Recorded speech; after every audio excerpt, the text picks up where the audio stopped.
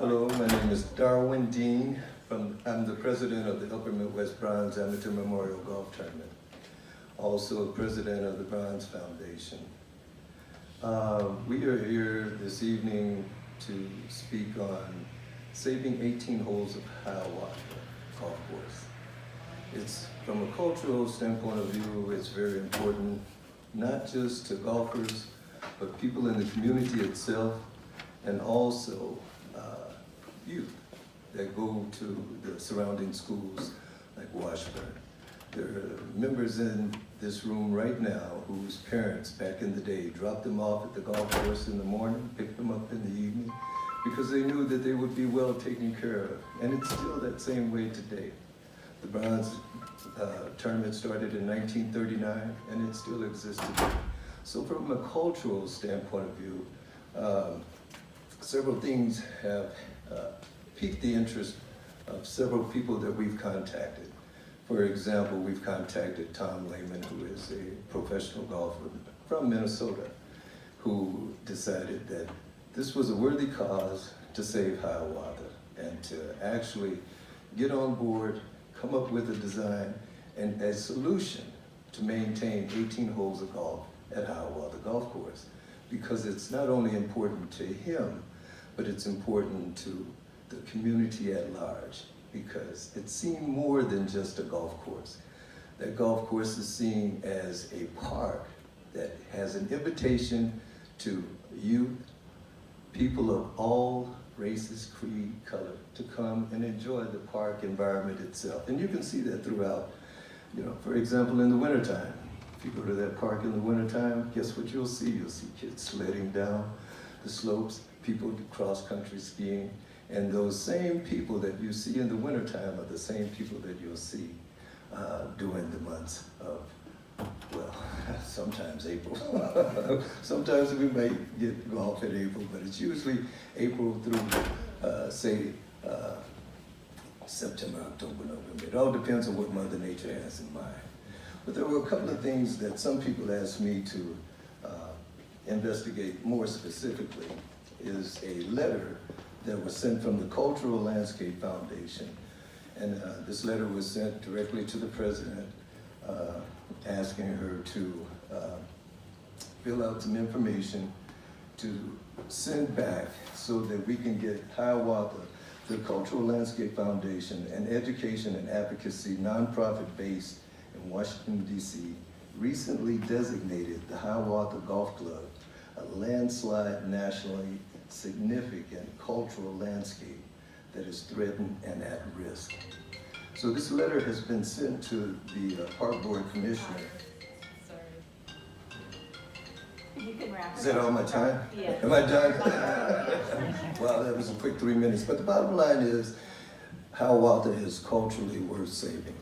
And if we all get together, we can come up with a solution to maintain 18 holes of golf at Hiawatha and expand it beyond what it is today. With the help of the Lehman Group and several other people that have taken interest on a national level. For example, the Golf Channel came out, they did an interview pertaining to saving 18 holes of golf at Hiawatha. So we would like to get on the agenda whenever this particular item is brought to the Park Board so that we can respond, and we would also like to ask for more time to come up with a proposal to the Park Board to save 18 holes of golf at Hiawatha. And at this point in time, I'll turn it over to John Carlson. Oh, okay, Martha Ardando. Well, good evening, folks. I'm not a public speaker, but I have a passion for this. Hi, Al. My name is Martha Ardando, and I'm the founder of BWAC, which is Black Women on Course. Myself and Shirley Hughes founded this organization now 11 years ago.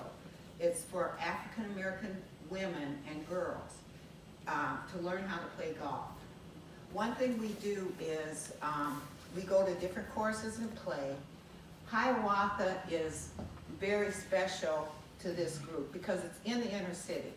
We go to all these different groups, golf courses in the suburb and play, and they look at us like, oh, all these black women, and they know how to play golf?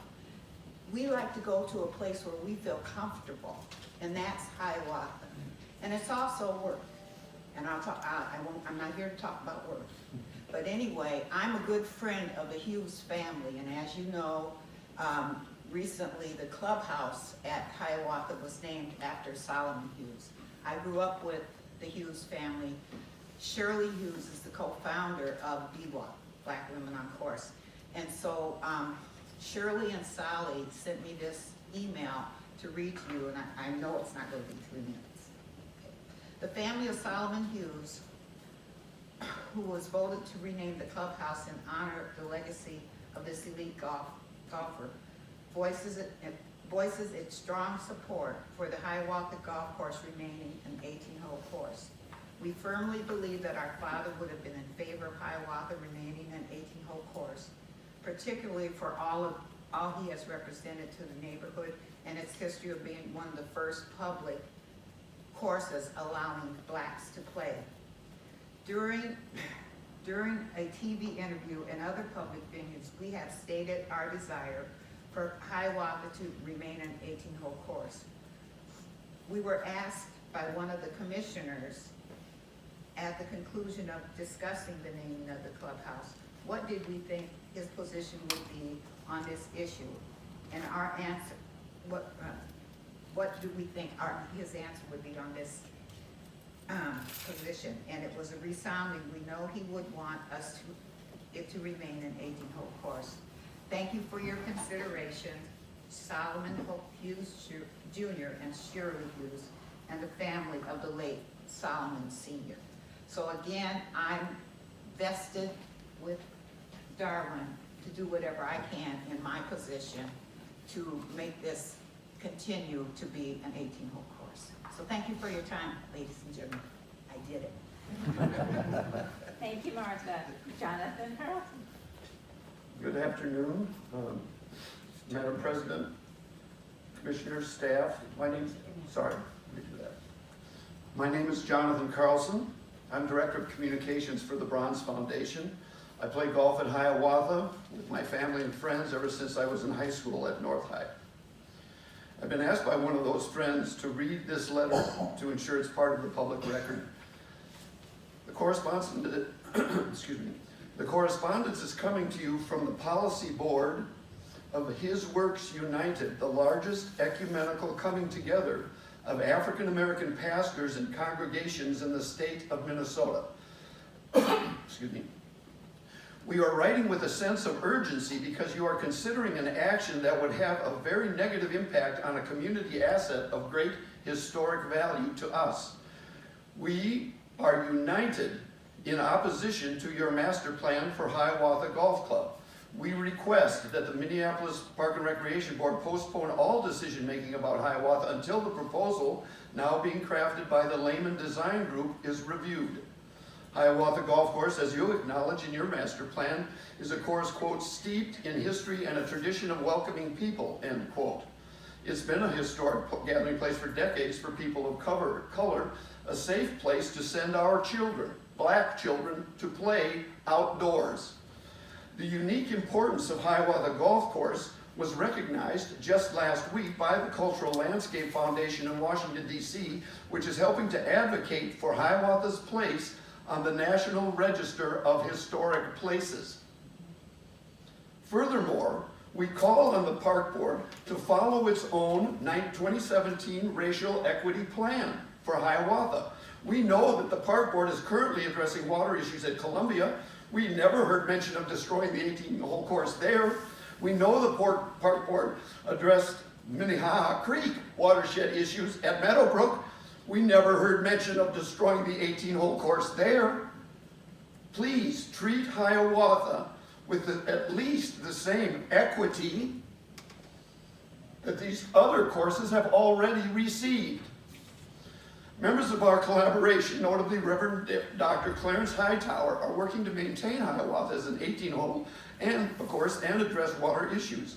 Golf pro Tom Lehman has committed his Lehman Design Group to this effort, as has Minneapolis landscape architect Tom Oslin, who you worked with, I think, in the sculpture garden.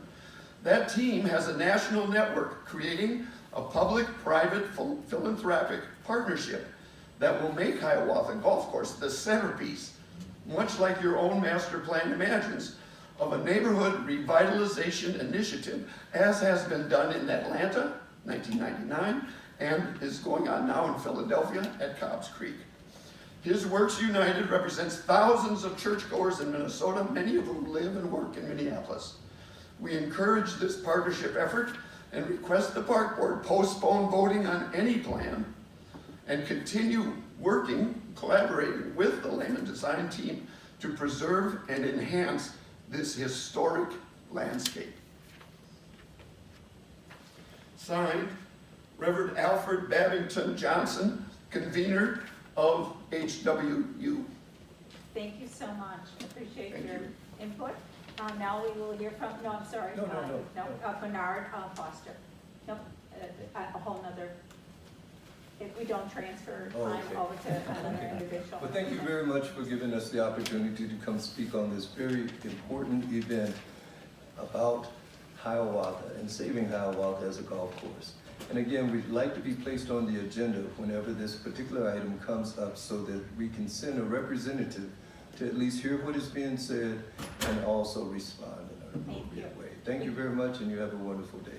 Okay, so then I have Bob Sheldon, if Bernard is not going to be speaking. Bob Sheldon, please come forward and state your name and address if you're comfortable. And you have 3 minutes to share your thoughts.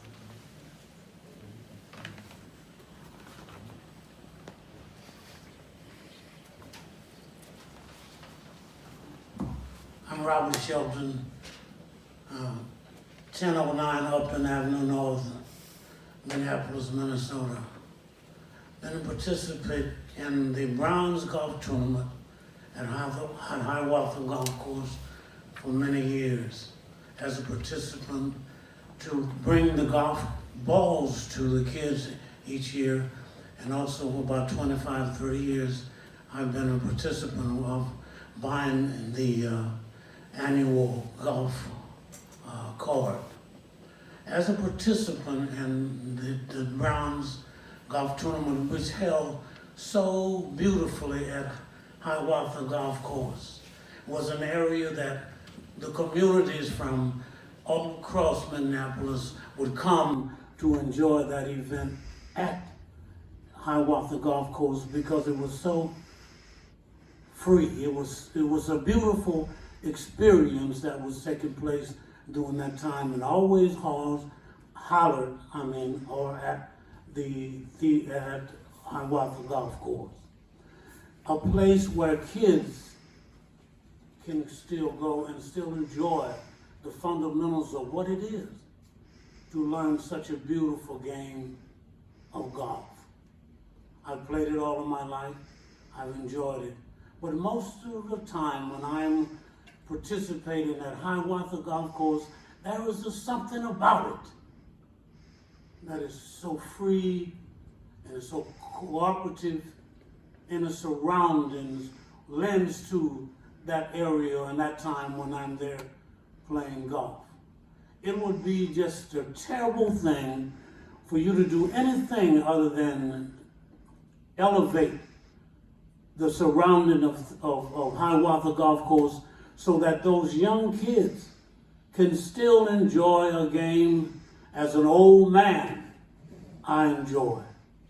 So don't do anything about it but to create it to be much more wholesome and conductive and conducive to the growth of young individuals at Hiawatha Golf Course, because the surroundings is conducive to growth and development for young people.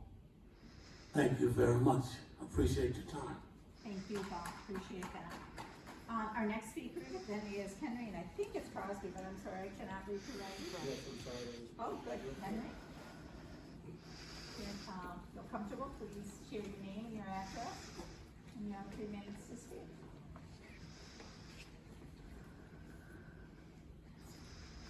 Yes, good afternoon. My name is Henry Crosby. I'm at 1140 Toledo Avenue North in Golden Valley, and I have been participating with what we call the Old Negro Golf League, the ONGL, at Hiawatha.